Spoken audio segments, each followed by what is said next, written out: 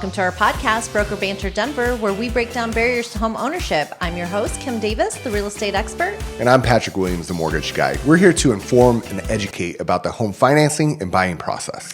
Yes, and on today's episode, we're going to finish up the best Colorado suburbs, 1 through 14. And then if you're considering listing things to do, that's the best bang for your buck if you're going to list a house. And Patrick will give us his weekly interest rate update. But before then, let's touch base with each other. How are you doing? I'm good. Good. I'm good. It's been a busy week. Yeah, it's the weather is horrible. Only for the last couple days. Last weekend was gorgeous. I mean, I think we hit 80. I did some rooftop patio. It was nice. It was actually too hot. We're like, we need to go back inside. They didn't have any shades. True. I think they have the shades and misters typically. True Coloradan right there. It's like too hot, too cold. Just right. It's like 3 days of perfect temperatures. I mean, 70 is great, but you're sitting out in the sun and there's no shade or anything. It was warm, and I'm not climatized yet for summer. Climatized. 80 feels really hot, Climatized, yeah. But I will say you will ride in 80-degree weather. Yes? Yeah, I will. I did do a ride over the weekend, and it was great. Trails are starting to dry out, and we're getting close to... The snakes are out. I haven't run into any I yet. have run into a few already, just hiking. Big bull snake, and then... I can't remember. I think Jay saw a rattlesnake on the biking trails. Yeah, so, they're out there. If you want to know more about snakes, please see our one of our previous podcasts where we go into depth. For 11 minutes of rattlesnake talk. No, things are good. I mean, it's definitely spring buying season. Right. Things have gotten really busy. Yes. And that's great. We're glad to hear that. You know what else is great? What's that? We have the Avs and the Denver Nuggets are both in the playoffs. That's what's great. These are going to be the good old days. Sometimes you don't appreciate the good old days while you're in the midst of them. Right. 6 straight seasons that we've had the Avs and the Nuggets both in the playoffs. And that's pretty awesome. Yeah. Yeah, it's fun. Right. It is fun. I enjoy it. It's a little much. Like you can't have a bunch of drinks and party for every playoff game because it's like every night. It's like back to back. Yeah, it's like every night. That's how it was last year. Yeah. Too. So but I love this time. It's really fun. It is fun, and it looks like the matchups are set. Nuggets are going to be playing the Lakers in the first round, and I believe the Avs are playing the Jets. Here we go. Fun. Jets. Winnipeg. Huh.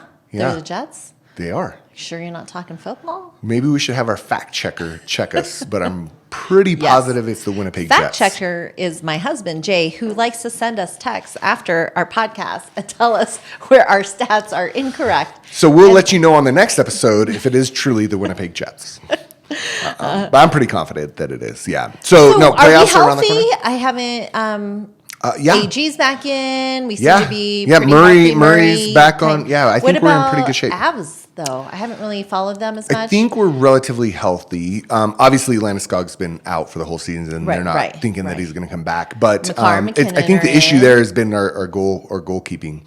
And so there's been a little bit of, because they're third, correct? They're seeded third. Are they the third? We are. We're seeded third correct. in Central Division. Is that correct? I believe that is correct. When did they become Central? Do you not know? I don't know. I don't know my sport. The hockey, the way it's like, it's a little weird. Central. It's kind of like three different. I don't really understand it.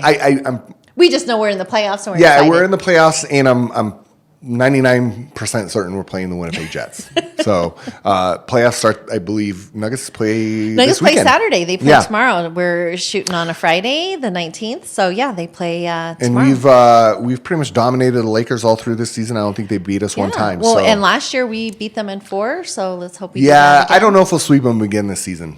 I would love it. I have a friend who's a pretty big Lakers fan, and I really love when we are able to sweep them. He understands we're the better team. He knows that. So he doesn't talk a lot of smack. But the Lakers, I just am not the teams that have been like historically good, the Yankees, the Lakers. I hate those teams. The Patriots. And I'm okay saying that. I'm okay saying that. exaggerate. It's okay because I just feel like everybody loves the Lakers or loves the Yankees, and I'm kind of an underdog guy. I like rooting for the underdog. Well, then you can root for the Colorado Rockies.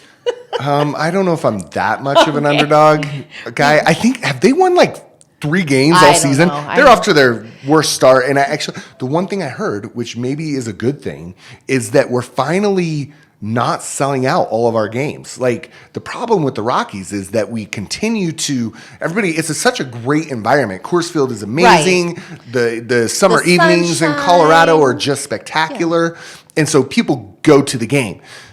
Well, when they put a terrible product out on the field, please don't go. Like, I don't know how else we can fix it. And so I think we're starting to see that a little bit, which is the first time. Right.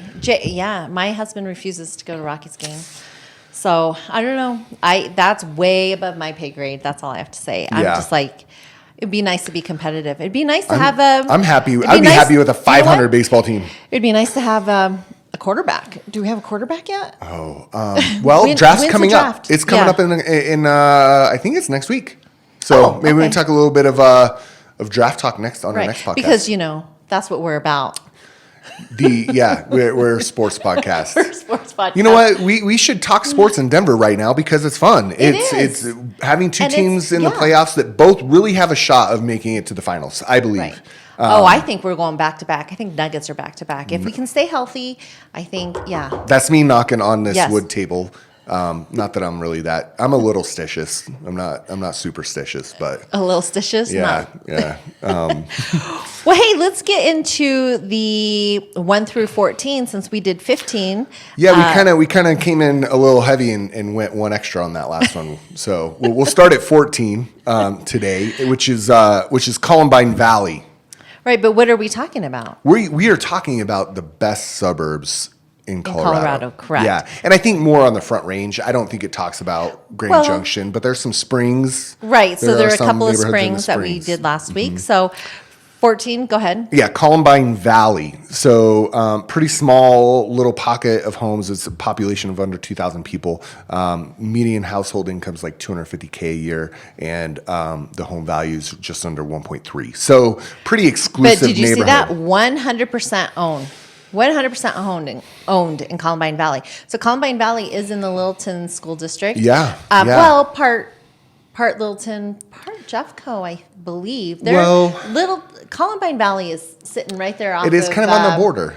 Yeah, it's sitting right off of Mineral and Platte Canyon. Platte Canyon, that's right, yep. And but it's saying that, it's a great area there. You've got the Platte River, which has really become a nice recreation area. Columbine Country Club is right there. Yep, and that Lowell headed north off of Mineral. It's almost, it gives you this kind of like you're a little bit out of town. Like there's some bigger lots and some more mature trees, and it's a unique area. 1 median home value is 1.3. Yeah.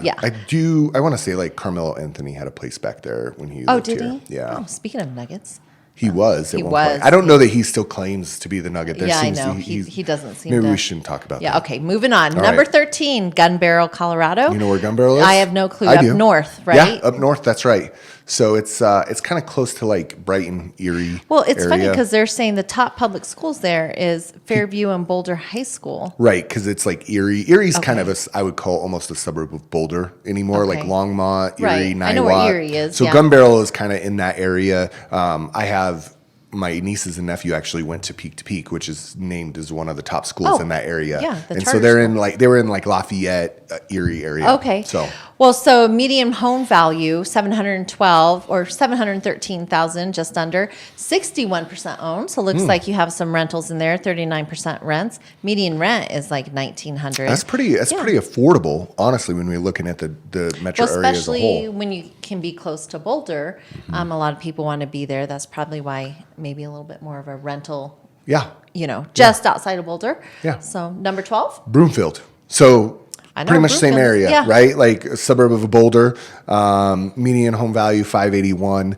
Population about 73,000. Only 36% rent there, and the median rent is just under $2,000 a month. Yeah. And then 11. Oh, maybe you should do 11 since you are I can do right 11. I on mean, the it's border. not balanced. It's not balanced here, but I'll do 11. Pretty close to where I live, which is Lone Tree. He's great right little- on. You're right on the border of I'm Highlands Ranch technically and in Lone Highlands Tree. Ranch. Yes. But it's when I say where I live, people are like, that's not Highlands Ranch. So I kind of just say Lone Tree Right. sometimes. But the people who live in Lone Tree are like, you're not Lone Tree. So you got to be careful.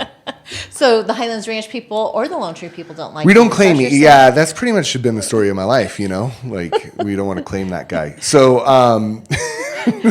Maybe median it's household income is 120 grand a year.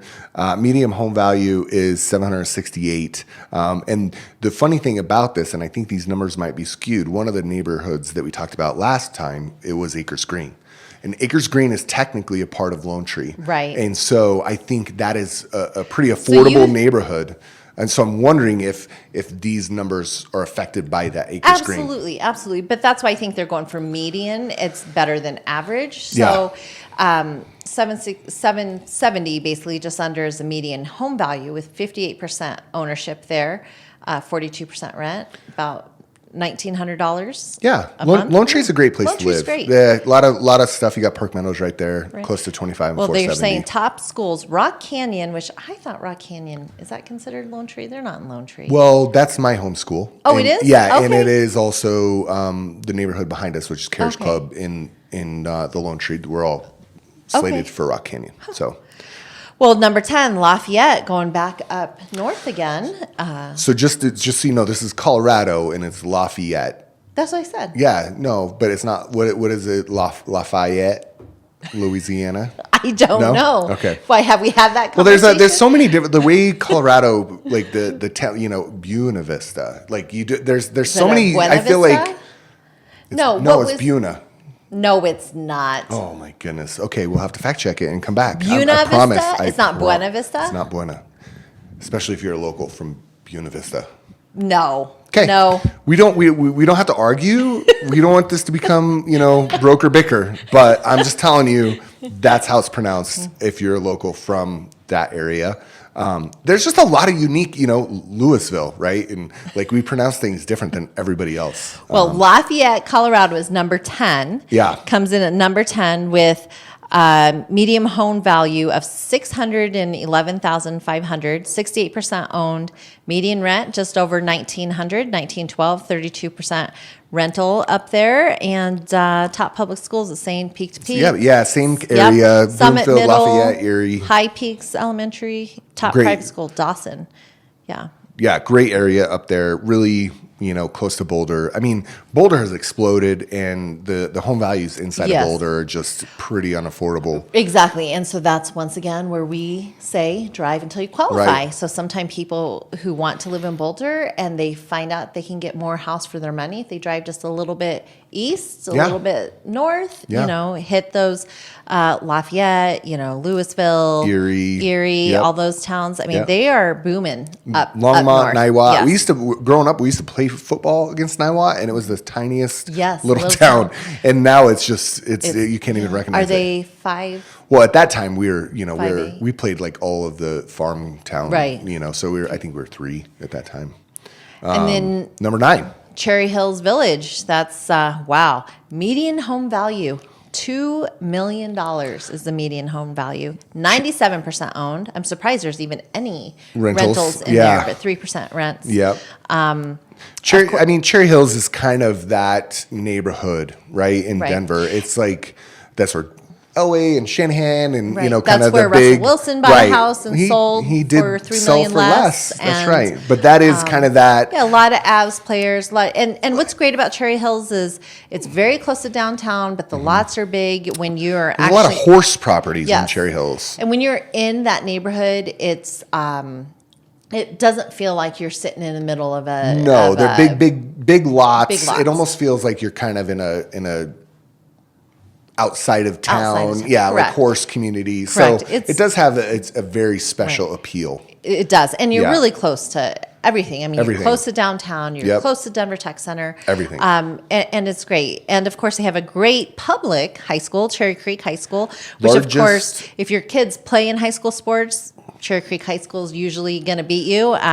They do Well, have Dave Logan as their coach. Yeah. He's a former He played Broncos for player. Right? No, he played for the Cleveland Browns. Okay. But he's the one that announces the games. Correct. And he's on For the the radio. Broncos. Yeah. But he's been he coached for Mullen, I think, for a long time. Well, he coached for Chatfield. Yeah. At one point, he won a championship state At with Chatfield. Chatfield High School. Wasn't that long ago. It was a long time ago. I think it was like 2001 or 2002. Oh, okay. And the only reason why I know is because my kids go to Chatfield High School, and they won their state championship 4A. Okay. Just a few years ago, 2 years ago, That's right. I believe. And Yeah. so, yeah. So Cherry Creek High School is actually the largest high school in Colorado. It's like a college campus. It is. It's a beautiful Yeah. school. Yeah. So I'll take this next one. Yeah. Yeah. Okay. Highlands Ranch. Again, What number is that? number 8. Okay. Highlands Ranch, median home value of 637. So there are some affordable homes in Highlands Ranch Absolutely. for sure. About 80% ownership there, and a median household income of just under 150,000. 100,000 people in Highlands Ranch. That's pretty big. I didn't realize there was that many people.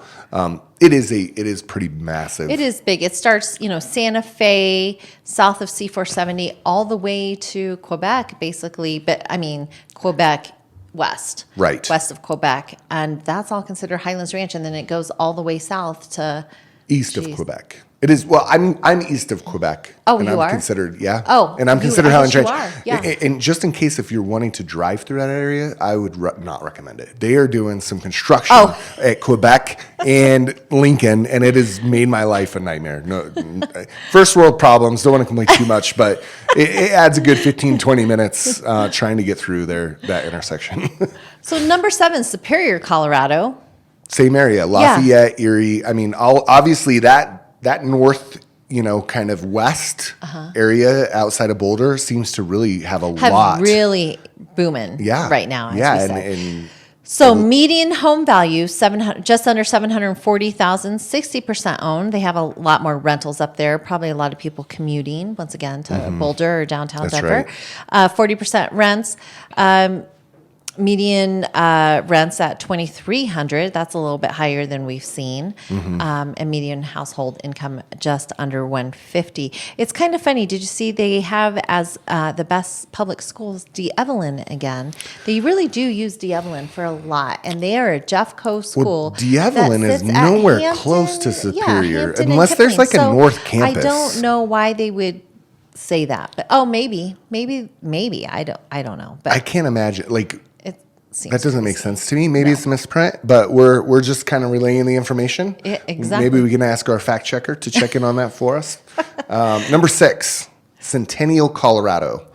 Right next to Highlands Ranch, Highlands right Ranch. next to Lone Tree. What's funny about Centennial though, it goes east really far. Yeah. Like all the way down like Arapahoe Road, almost to kind of southeast Aurora. So sometimes Centennial is a place where you have to say like where you're at in Centennial, right? Because I Right. think you can be on like Smoky Hill and be in Centennial. So, but a great areas. Part of it's in the Littleton School District. Part of it's in Cherry Creek School District. So fantastic area and some more affordable homes. So the median home value in this area is $586. With 82% home ownership. Median rents are just under $2,000 a month, and median household income just under $125. Yes.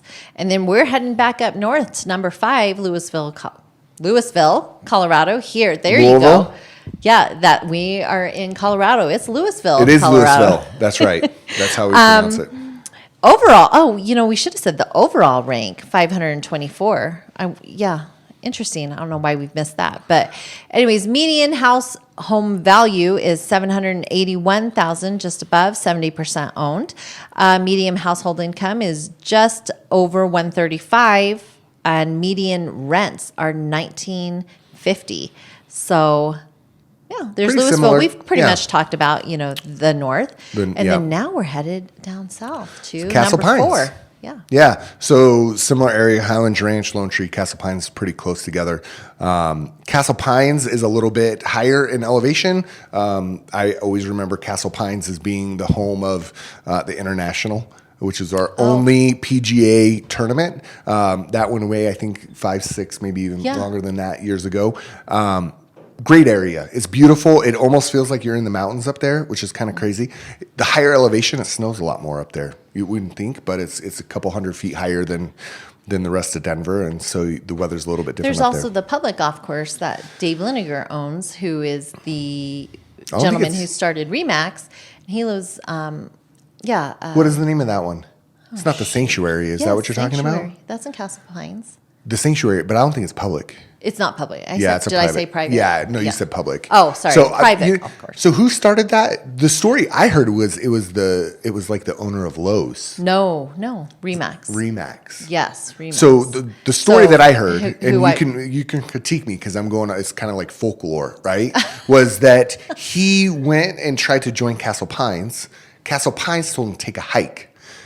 And then he's like, okay. And he built this most amazing, gorgeous golf course and probably... Yes, that a lot of people in the Colorado area want to get to. That is the same story that I heard, but it is actually Dave Liniger, the person who started Remax. Who started Remax. Yeah, Remax International. I was just off on what company or CEO we're talking about here. Exactly. Okay, so let's go over the stats real quick.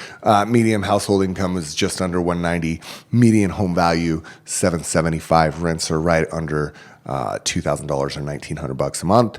Douglas County Schools again. So we've got Rock Canyon and some of those same schools that we've talked about for Lone Tree and Highlands Ranch.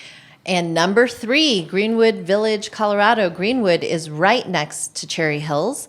Their median home value is $1.1 million, 65% owned, which that surprises me too. That seems like a low rental rate. So here's the thing I think that skews that numbers. Greenwood, a big portion of the tech center is Greenwood Village. And I think there's a lot of apartment rentals. Yeah, that makes sense. Yep. But Greenwood Village and Cherry Hills kind of back up to it. They're, a lot of their neighborhoods. And so similar attributes as Cherry Hill or Cherry Hills. Yes, thank you. Sorry. Yeah, Cherry Hills. And same, Cherry Creek High School, Greenwood Village feeds into Cherry Creek High School. Did I say median rents about $2,000, which that seems low for Greenwood because Village. It's apartments, because of the apartments, yeah. Number 2. Cherry Creek. So not to be confused with Cherry Hills. Correct. So Cherry Creek is an area that is over by Denver, by Denver Country Club, right there. Spear and University York. University. So great area. If you've not been out there, great mall. Yeah, the Cherry. I mean, that mall's been around forever. It's stood the test of time, and it is one of the best ones. And that Cherry Creek North area, great restaurants, great shopping, really, really fun place to go. So small population though, only about 11,000 people live in this area. Average home value is $800,000, and medium rents are right around $1,850. Yeah, 76% owned. Once again, you know what? It still shows Cherry Creek High School though. I'm surprised that is in the Cherry Creek School District. I would have thought that it'd be like Denver Public Schools. Yeah, we'll have to look that up, but they could be. And number 1. Are you okay? I'm good. I didn't expect the drum roll. I can't roll my R's. Holly Hills, Colorado. Which is, I don't know where Holly Hills is. Okay, so I think I do. So I used to live very close to Holly Street, which was the border between the Littleton School District and the Cherry Creek School District off of Dry Creek. So I think this is in that area over there. It does show Cherry Creek High School, so I think it's going to be east of Holly there. Older homes, kind of built in the 70s, but large lots, mature trees, a lot of walking trails and things. So not close to Greenwood Village or... Just kind of south of Greenwood Village. Okay. Yeah. So south, like towards Dry Creek, between maybe like Quebec they're saying and the Holland. Population of Holly Hills, Colorado is 2,801. So that's a small little neighborhood. 22 years in the business, I've not sold a house in Holly Hills, not Hollywood Hills. No. That's LA. That Holly would be Hills. A different, that would be a different neighborhood, I think. Median home value, $611,000. Median rents, about $2,500. 88% ownership there in Holly Hills. And that's your number 1. Go ahead. I was just going to say, I think Holly Hills is probably in Centennial. Oh, okay. Yeah. So this is an interesting list that sometimes there's some overlap. Right. They're talking suburbs, which and they got really into the There's some old Lakewood. They said Applewood. They Right. said so some. One of the neighborhoods that I'm surprised is not on this list is Bomar. Oh yeah, or Ken Carroll. Or King Carroll, which is a beautiful place if you don't know where that is. I mean, on I the would west side of think town. I would think they would be in there, but like I said, I don't know who did the survey or Stacker, but We do know who did it. But, yeah, right, Stacker but did it, but how they came up, and I'm sure we talked about it last week on how they came up with it. It was like home buying. I can't remember what what I'm trying to say? Oh my goodness, what am I trying to say? I don't know.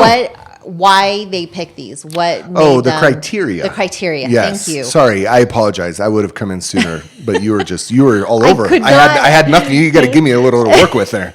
It says an array of factors including cost of living, educational level of residence, housing cost, and quality of schools. That's how they base that. And I'm going to say Ken Carroll should be in this list, but I am totally biased because I live in Ken Carroll. We can also, open it up and say, hey, what maybe neighborhoods did we miss that you all think are fantastic? We'd love to kind of hear. I love hearing about, interesting neighborhoods.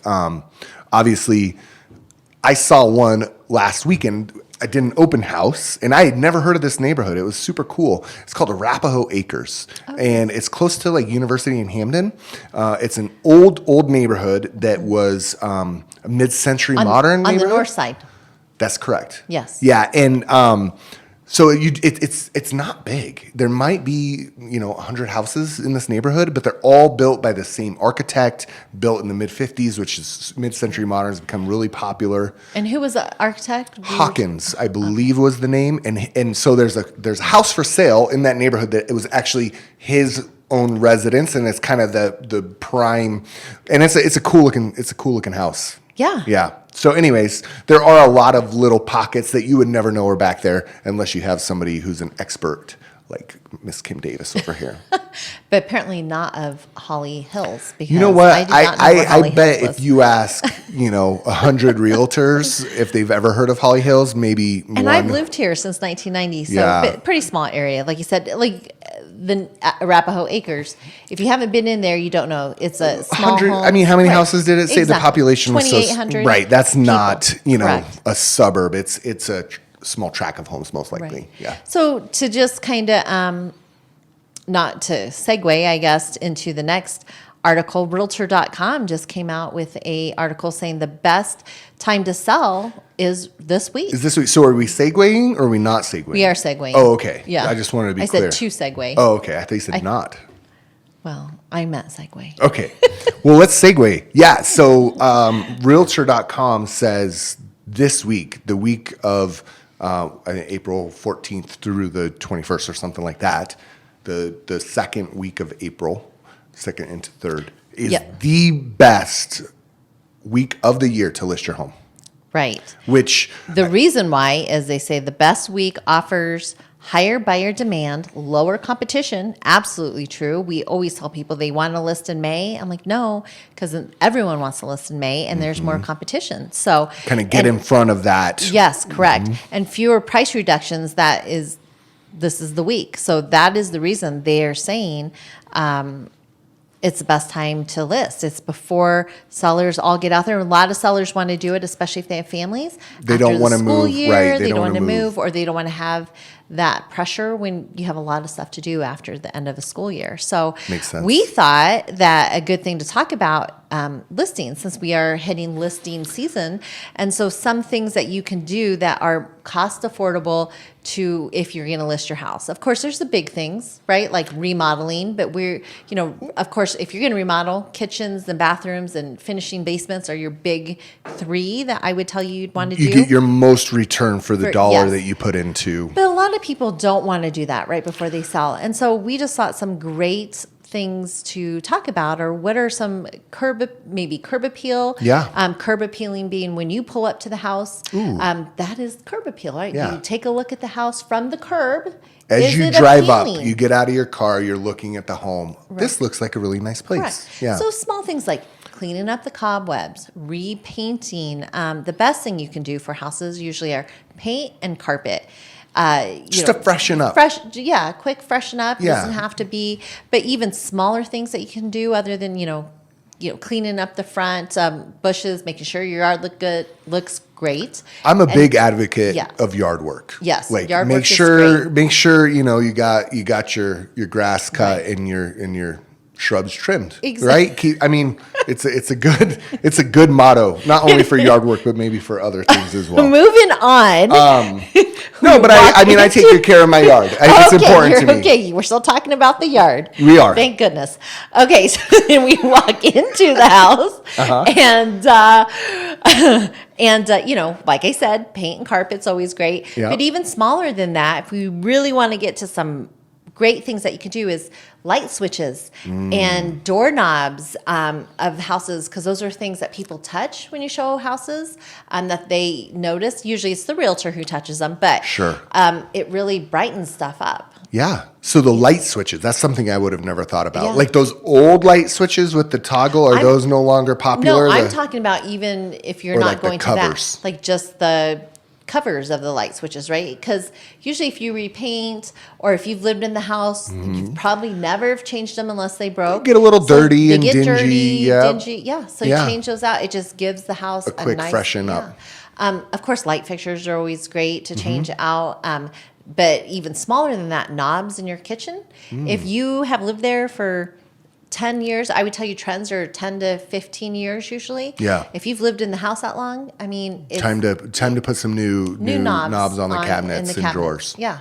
And that's an easy. that's an easy- You can, a couple $100 get enough knobs to replace your kitchen Correct. and give it a fresh new look to it, right? Correct. You know what's interesting is brass is coming back, right? Yes, but it's a different kind of brass. It's not that shiny kind. Correct. It's like a flat. It's a flat, kind of more muted brass that is. I like it. I love it. Yeah. I love it. Yeah, you can see it on even on refrigerators. Oh. And light fixtures. Yeah. And it looks good. I haven't seen any knobs that are like that yet, but like for kitchens, but not for like a door. Sure. A doorknob or anything. But Yeah. isn't that funny? Whoever thought brass? So was if gonna you come back wait in? long enough, maybe you can catch it on the second time.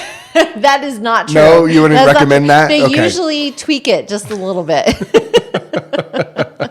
But those were just a few quick things. What about, like, we're kind of coming in, typically in Colorado, we don't plant any flowers or anything until after Mother's Day because, like, today it's snowing outside. Right. It's kind of rain, kind of snow. It doesn't know what to do. But, like, just doing that kind of stuff, too, like putting some flowers on the patio or on the back deck. Absolutely.